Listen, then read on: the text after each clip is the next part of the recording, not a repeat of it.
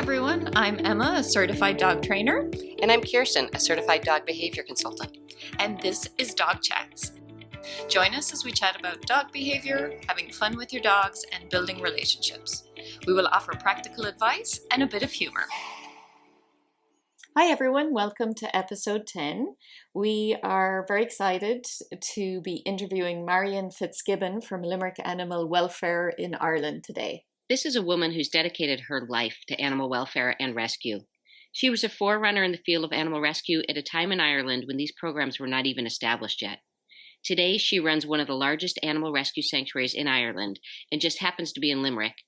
Coincidentally, both Emma and I have family ties to this county.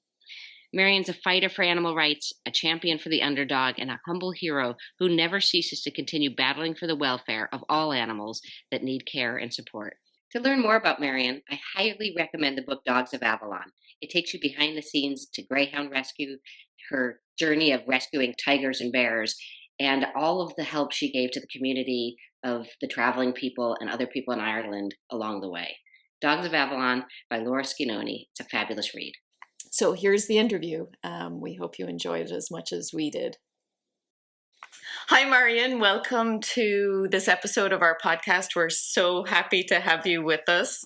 As most of you know, I am from Ireland and from Limerick, close to where Limerick Animal Welfare Sanctuary is. And Kirsten also has family in Tipperary, which is just the county over from there. So we have strong ties to the area, but we are so happy to be talking to Marion today and glad that she has taken some time out of her very busy schedule at the sanctuary today. It's snowing in Ireland at the moment, so she made her way out to the sanctuary just for us to have a talk about what's going on in Ireland in the rescue world.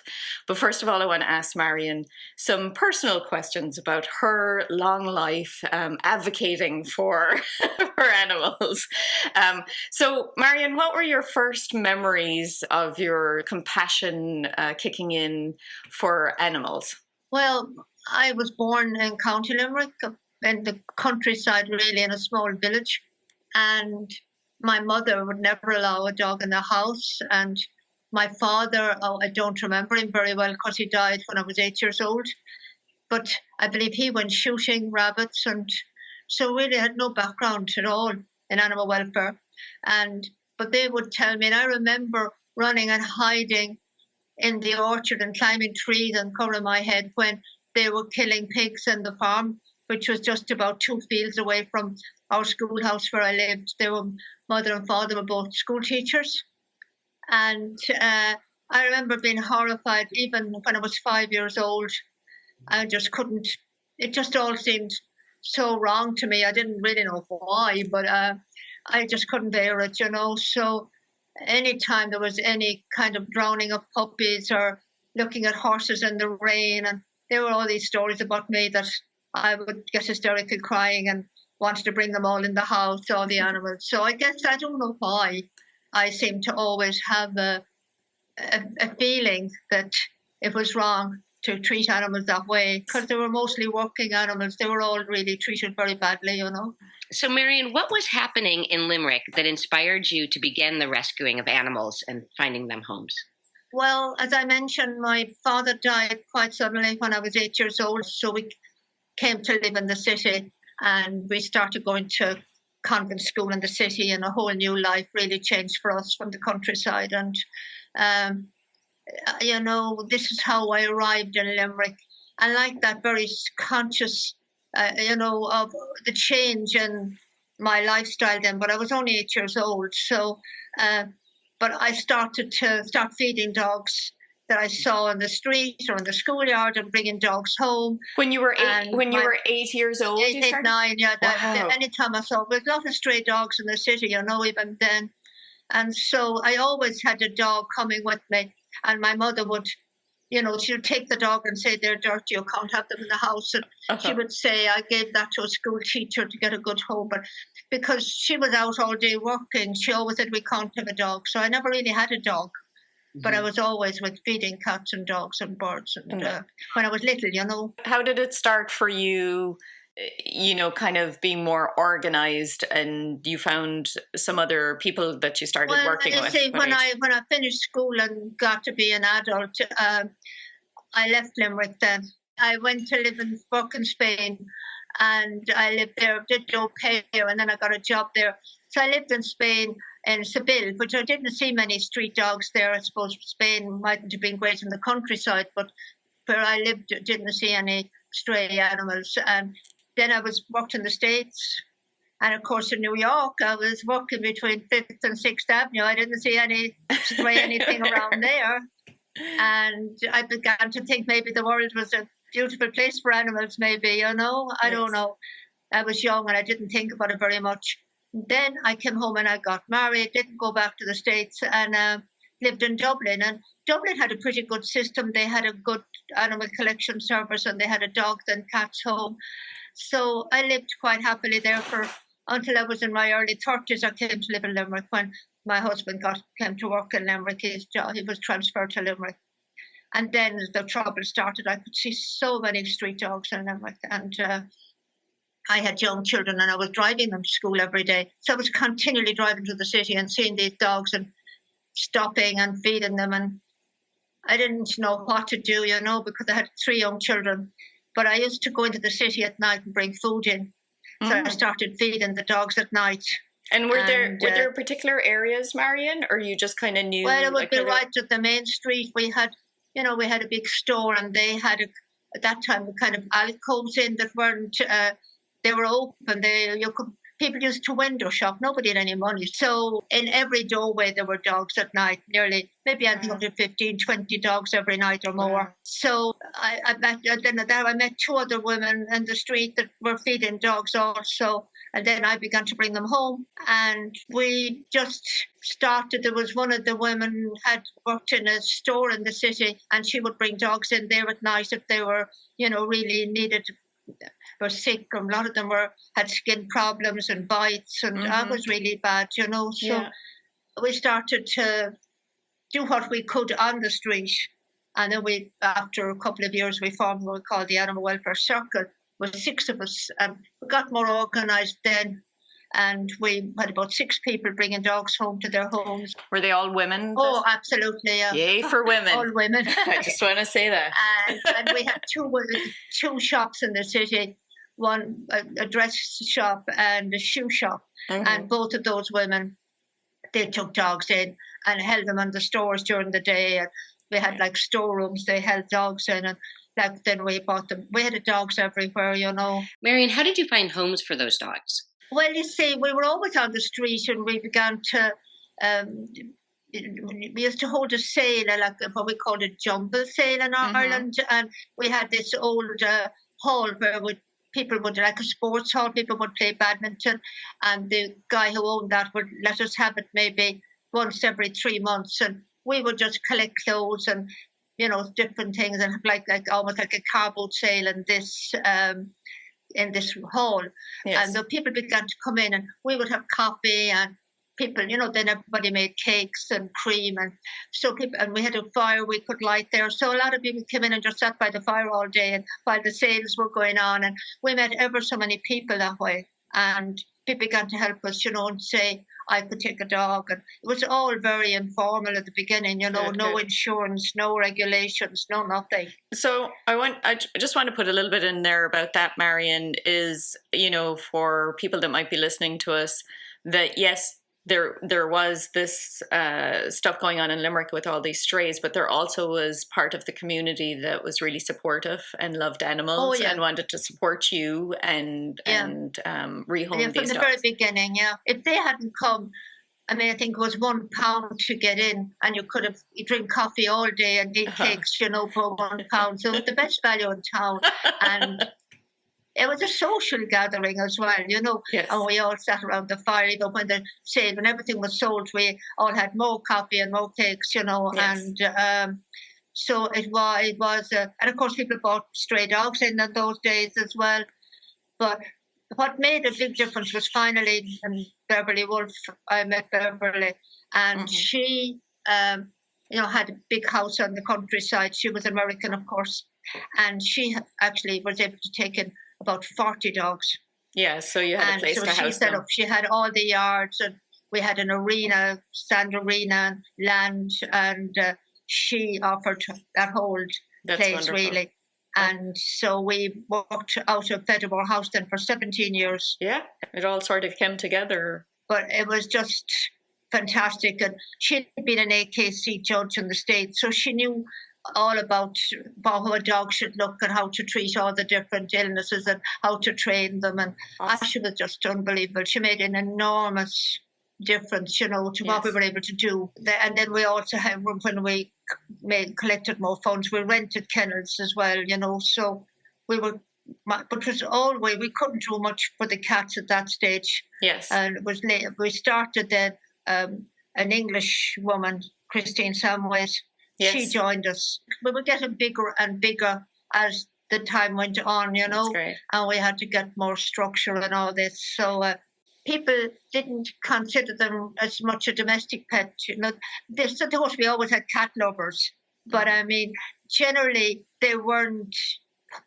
easy to home when we started out. People would always think, oh, well, I'll take a cat, I'll leave it in the yard. Nobody thought about having a cat indoors or spending a lot of money on a cat. They were kind of semi-feral, really, It was quite unusual for someone to say, oh, well, I have 2 cats as pets and they're on my bed at night, oh gosh, or on the couch or inside, or they might be jumping up on some surface that you might possibly want to eat from, or they were a bit suspicious about them as well because cats then, they weren't worm dosed, they weren't vaccinated. So, I mean, a lot of them were ill, and, so basically they didn't think about going to a vet and spending money with veterinary treatment or anything. Cats just were supposed to survive. But see, Christine had come from the UK where cats were really treasured, and she had so many house cats, and she was a wonderful cat person. Yeah. And really, people then began to go out to Christine, and they saw, oh, you've got all these cats in the house, and aren't they all fighting, and would they bite you, and, but really, a bit like the greyhounds. People were so terrified of greyhounds. They didn't have an idea about a cat being a pet. They didn't think a cat could be like a dog or be cherished like a dog would be, So I just took more education. We have a lovely cattery now, of course, in the sanctuary here, and we have beautiful cats, and, we home a huge number of cats. So we're going to get on to the sanctuary a little bit, just the history of Limerick Animal Welfare. Let's talk about the opening of the sanctuary and you getting that. Look at the smile. I know everybody can't see, but the smile that came on your face when I said opening the sanctuary. So that was a big day. And I'm glad that I started to get to know you in 2005. So I saw that transition. We opened in 2007. Yeah. So I saw that transition from dogs being housed in different locations all over Cork, Limerick, to having this beautiful space out in Kilfinnan that houses not only dogs now, but tell us all the animals that you have at the sanctuary. Well, we have cats, of course, huge, 3 buildings, 2 isolation buildings and a full home and building for cats, and 3 areas for dogs as well. And like we have horses, goats, and of course we've all hens and chickens as well. And then not as much wildlife. We have some very good people about a couple of miles away, Animal Magic, that take in wildlife, but they're rather... How big is the property that you have? Well, we only have 7. We have 25 acres. We have 17 acres, and here where I'm sitting, where the buildings are, and across the road we have 8 acres. So I want to give you a shout out to, as for me, I look at you as this powerhouse that said I am going to build a sanctuary. It is going to happen. It is there, and of all the organizations, I just see you as saying we're doing it, and it gets done. Well, you had to, because if we waited till we had the money, we wouldn't ever have done anything. But you see, there again, we had Beverly Wolf's husband, the long-suffering husband, like all the long-suffering husbands. He decided to sell out the Fedamore house where we had the 40 dogs. Mm-hmm. And maybe if that hadn't happened, we always had this dream. We're going to build a sanctuary. Let's call it our field of dreams. We're going to buy a field, and we were going to do this, but there was never any money. But when Beverly sold out and left, then we were finished up in 2005 with 5 or 6 different properties rented, kennel space.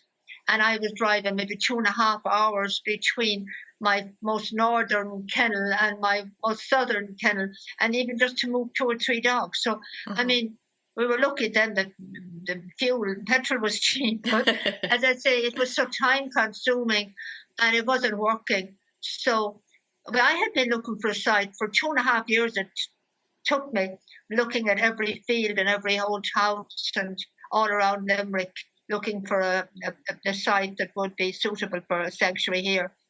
And I had already been looking 2.5 years for the site, the Greyhound Sanctuary up at Avalon. I had already spent 2.5 years looking for a site for that. So, I mean, really, I probably spent about 5 years driving around just looking at fields and looking at old houses, and none of them were suitable. And of course, we had a budget then as well. We were saving money, but we only had about £80,000, and that was nothing. I mean, it was a lot of money then, but it wasn't enough. Finally, we only found this great sanctuary fields and place by accident. We were coming through, just this time of year, we were coming through Kilfinnan, because we'd been down and looking at a site about 10 miles down the road. And wasn't suitable. We drove in and there were houses all around, so we knew it wouldn't be suitable, too many buildings around.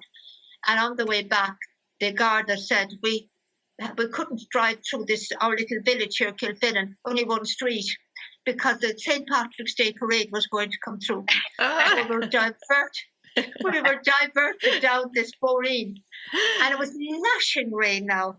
And we said, oh my God, we had about 5 or 6 dogs in the car. So we said, well, we have to get somewhere we can let the dogs out if we're going to be an hour and a half sitting by the park. I mean, the parade should be only, I would say, half an hour, just a few tractors and a few children in Irish dancing costumes, soaked to the skin, But anyway, we went down this boreen and we just saw farm for sale, a sign at the side of the road.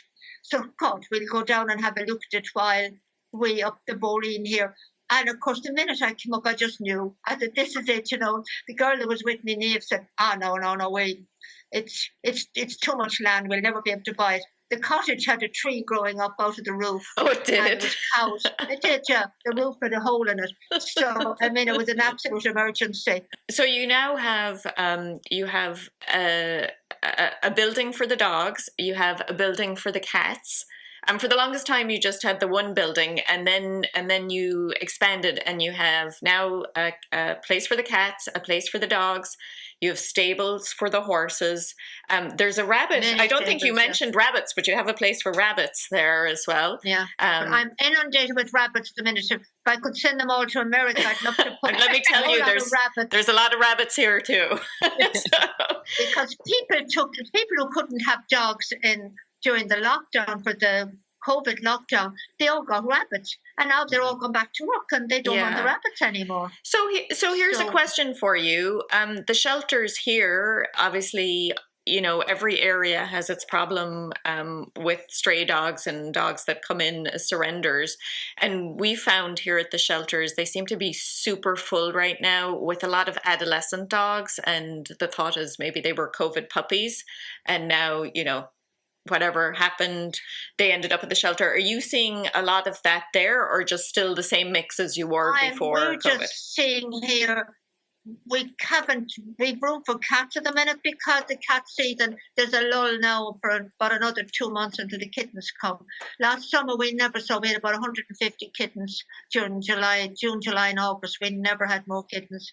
And so we still have some kittens that are now, kitten cats to be home. The dog situation has it's just absolutely critical. And I have so many lurchers and greyhounds, and, they're so difficult to home here. We hold them a long time, and people are saying, have you not got any small dogs? And, if you don't have small dogs, you don't get donations. People, we're holding some of the greyhounds. I have a lurcher now. I have poor lurcher Kimmy. He was tied to our gate.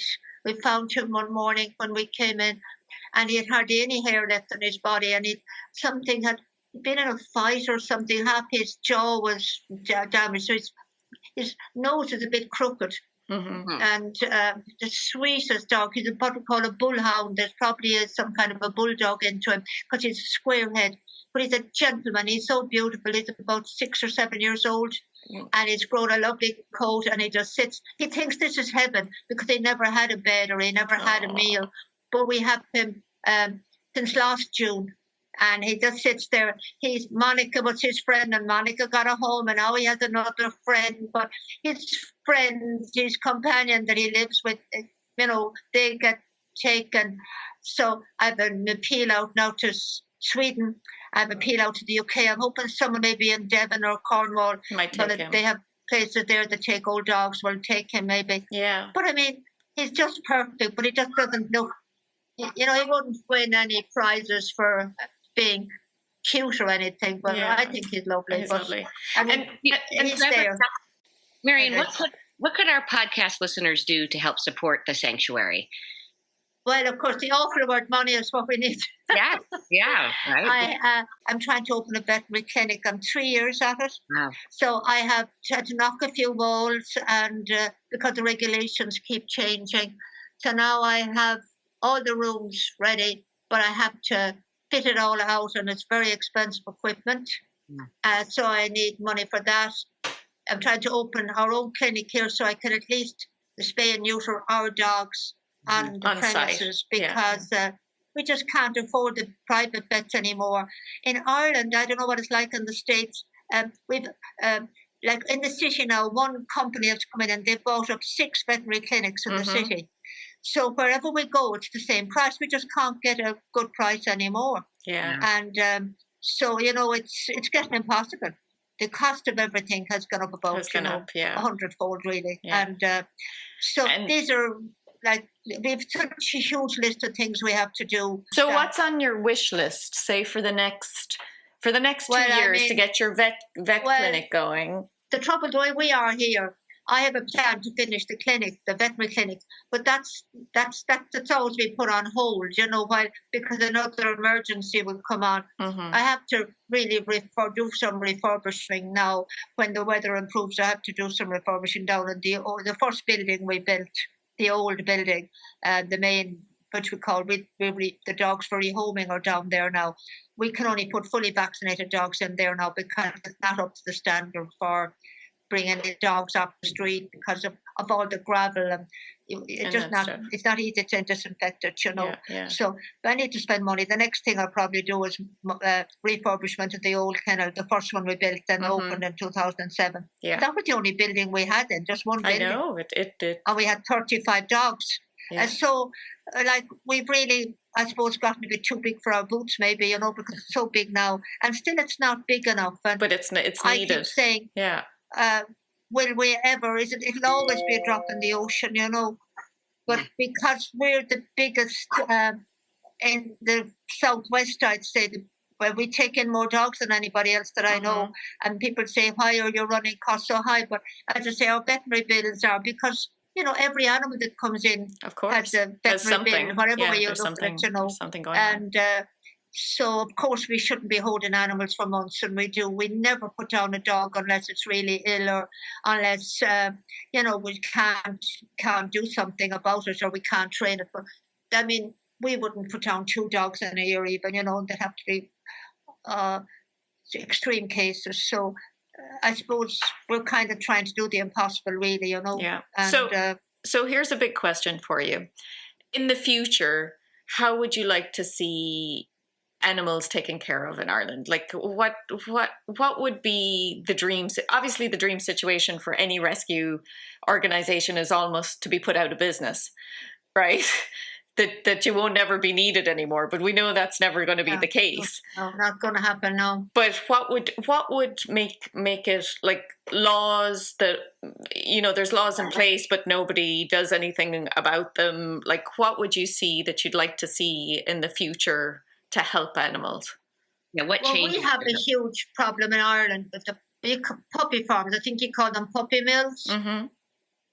So we have a situation here where local authorities, like our Limerick County Council, you'd be familiar with the that term of the local authority, they are in charge of these awful puppy mills. And here in my sanctuary, we have to be very careful. We have environmental laws, which I believe, like all our effluent from the dogs, air and our drainage, everything has to be pristine. So we're in compliance with all these strict regulations. But the puppy farmers, they just spread all their dog effluent and everything out on the land. And they're under a very old rule here in Ireland, which was a farm enterprise thing, where farmers were allowed breed puppies as an alternative enterprise to make more money. And so this ancient law, these puppy farmer people work under, and they're not caught by the environmental controls, and they get our dog wardens go around and they inspect these puppy farms, and they actually, you can't believe it, they give a license to these people to breed from 100 to 300 bitches. Wow. So they can have 100 to 300 breeding bitches, dogs, females, on the premises, and that's not counting the puppies and the male dogs. Jeez. And they breed them out of substandard buildings, and they pollute the whole countryside around them, and they get away with it. And this is killing me in Ireland, and it has to stop, you know. You can't, there must be regulation brought in for this. Then we have the greyhound IGB, the greyhound industry, breeding non-stop the greyhounds and getting all their bankruptcy and their bills paid for by the government. So there's two huge bodies that should be regulated, you know. And even if we had regulations, I know we're poor about enforcing them. Mm-hmm. So there's so many things. We can't interfere with the greyhound industry. I make a complaint, they inspect themselves. Can't interfere with the dog breeders, the puppy farms, because the county council send their own men out to inspect these places, and very little is done. They might take 10 or 20 dogs out, but the others, they continue breeding. Yeah. And so these huge injustices that we need a change of government, I suppose, before anything will change. Will make that difference. Because we're picking up a lot of these dogs, you see, and there's no end to them. It's like the ocean. Marion, what changes have you seen since the 70s in terms of animal welfare in your community? There's a lot more support for us now. Like when we go out now to collect, or we don't do it that often now, because of course we were locked down for 3 years with the COVID. But now that we're beginning to go back out in the street again, I mean, there's great respect for us now, and we, if we go to do a fundraiser, or if some company comes in and raises money for charity, we'll be included. Now, when I started out, animal welfare would never have been included, but now we get a lot of support now. Well, we always got support in Limerick, but generally support all around Ireland for animal welfare would have been low. But it's popular now, and people come down. And, you know, we are accepted. And so there's a place for animal welfare now, you know, and that is a big improvement. And people sympathise with us. And any of the people that are working for animal welfare politically, they're very small groups, and they don't, I mean, I know what it's like. You don't have any power. You go to a meeting, you only have 3 people, and the big political groups are still in charge. Mm-hmm, mm-hmm. And would you say that, of course, that people's relationships with their pets have changed since the 70s? Would you see more caring? Oh, it has. I mean, cats are recognised now as being wonderful pets here, definitely in our area. Definitely, we've no problem homing cats, and people will give a donation for a cat. They won't give as much as they would for a dog, but they will give a donation for a cat. And I would love to be able to expand here more. And I mean, it's lovely. The new buildings are all underfloor heating and light. And that's the one thing I always wanted for the animals. When I had the boarding kennels, they were dark, they had bars, they were cold, and I just couldn't bear it, you know. So I wanted to bring them all home and keep them warm. And like, you see our dogs go out for a walk here now, they're running back up, and, you know, they love the heat, and we have such comfort for them. I know it's not like having their own special place, but at least there's no bars, and you know, they all can see out, and there's plenty of light and heat and music and food. And I just want that for all the animals, you know. But right.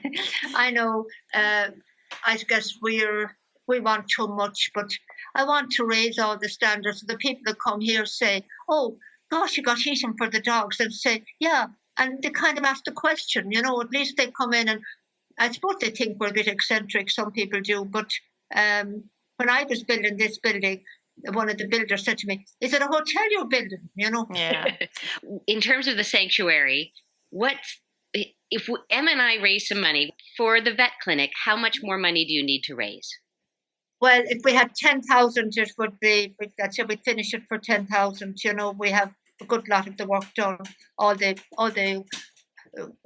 building is ready. We have the walls down and the floors and everything, and the lighting and the electricity. We just have to fit out now equipment. Okay, so 10,000. Because we got to get Operation Theatre up and all the kennels in for Westover area. Then we have to have a preparation room as well. And the rooms are ready, but it's just to get all the stainless steel tables and sterilising equipment. And there's a big long list, really, So about 10,000 for equipment, yeah. And that's in euros. And that's in euros. Yeah, 10,000 euro, yeah. But I say Rome wasn't built in a day, So Geraldine is a lot younger than I am, so hopefully she'll be here. I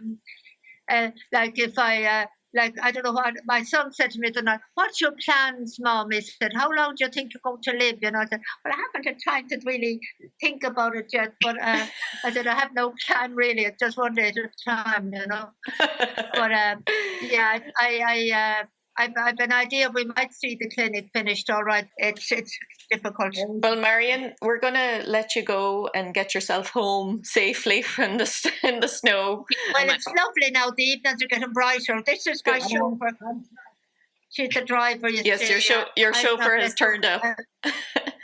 So I'm not let drive at the minute, yeah. So we just want to thank you very much for taking the time to talk about Limerick Animal Welfare. It's a pleasure, yeah. And great. We all lived in California and the sunshine. Yeah, and I'm hoping to make a visit in September and hopefully see you then. I'm trying to convince Kirsten to come with me. But we have to persuade her, so maybe... Well, we should be more advanced in our clinic by September, yeah. It's great, honestly, it's great that you keep thinking about Limerick and don't put it out of your mind. I don't. Even through COVID, I couldn't do the garage sale, so I did a training class. I did with all the Irish people. I did a training class online because I was like, I got to do something. So, I'm always thinking of something every year. And I suppose things have improved. I think we're so close to the whole of it. Like we're probably, when you're looking at something every day, but when somebody goes away and comes back and they say, "Gosh, since I was here last, that's great. You've done this or that."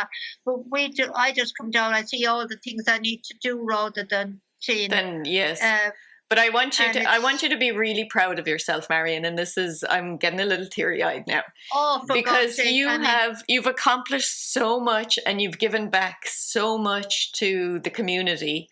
And for animal welfare in the area, and everybody that works with you. Everybody has put their souls into it, and just to see the difference you make, I want to acknowledge that. It's a vocation, really. I'm saying it's because we admire Marion so much. We do this work, and I often say to Marion, "Look around and see what you have achieved." It's just wonderful. Yes. But she doesn't take any praise. She just looks at the next hurdle. It's never enough. It's never good enough. But I suppose it never will be. Yeah, but you have to look at the change. Yeah, look at the change you've made. Even like individual dogs, those of us that have worked in rescue. You have to think about, I helped that dog, I helped that cat. You know what I mean? You have to look at that. But your numbers are so big, and the change. That's why I really feel, I feel that we need to tackle, if we were political and we had the time, we need lobby groups really that just lobby the government and lobby for change. And that's what makes me feel good, is to see young people like that coming forward, educated and able to fight at where we need to be fighting. See, we're out picking up every day. We're really not changing the legislation. And if I had 10 more lives, I suppose I would be trying to hammer away at that, because that's where we have to have the change of the law. Yeah. You have to stop this. And I won't even talk about the farm animals. They break my heart. There's a lot. But you have made change, both of you. Honestly, I'm glad you're here too, Geraldine, because you do Thank so you. much for the organization as well. Lovely to see you. And you too. Thank you And Very much. and I look Thank forward to seeing you in September. Well, take care of So, yourself. thanks very much. Thank you so much, thank your Marion, for wonderful taking the husband time. for- you. All right. Thank you. If you'd like to learn more about Limerick Animal Welfare, you can find them at www.limerickanimalwelfare.com or on Facebook and Instagram at Limerick Animal Welfare. If you'd like to make a donation to Limerick Animal Welfare to help them build their veterinary clinic, please check the show notes listed in the episode description or go directly to their website. Thanks for tuning in today and hope you'll join us for our next episode. You can reach Emma at ecdogtraining.com or on Instagram at ecdog_training and Kirsten at kwhappydogs.com or on Facebook at kwhappydogs. Don't forget to hit subscribe. See you next time.